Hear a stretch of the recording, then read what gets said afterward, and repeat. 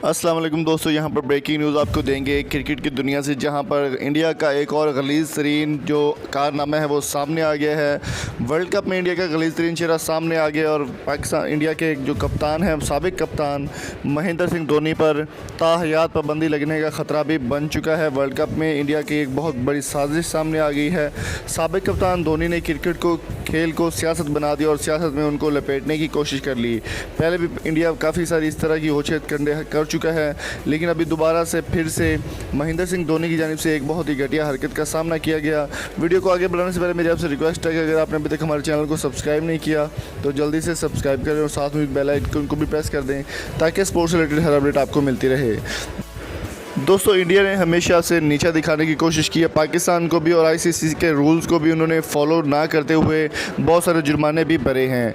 ऐसा ही कुछ देखने को मिला था पाकिस्तान इंडिया वर्सेस जो ऑस्ट्रेलिया सीरीज़ थी, उसमें इंडिया की आर्मी की कैप पहन कर आ गई थी इंडिया की टीम, जो कि आईसीसी के ख़िलाफ़ है, उनके कवानीन के ख़िलाफ़ है।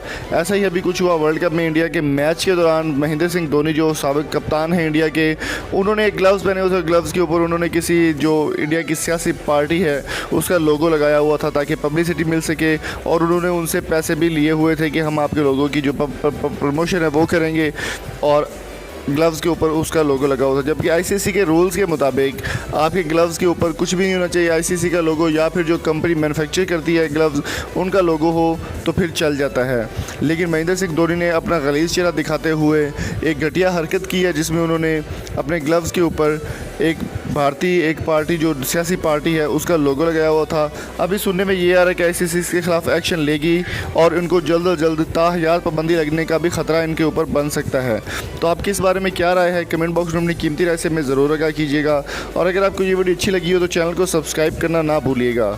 और मैं आपको यहाँ पर एक छोटी सी गुड न्यूज़ और भी देना चाहता हूँ। दोस्तों, अगर आप किसी भी नंबर के डाटा हासिल करना चाहते हैं तो लिंक मैंने डिस्क्रिप्शन में दे दिया कैरियर ब्लॉग्स वेबसाइट का, तो आप इजीली वहां पर विज़िट करके किसी भी नंबर का लिख कर डाटा हासिल कर सकते हैं। Thank you so much. अल्लाह हाफिज़।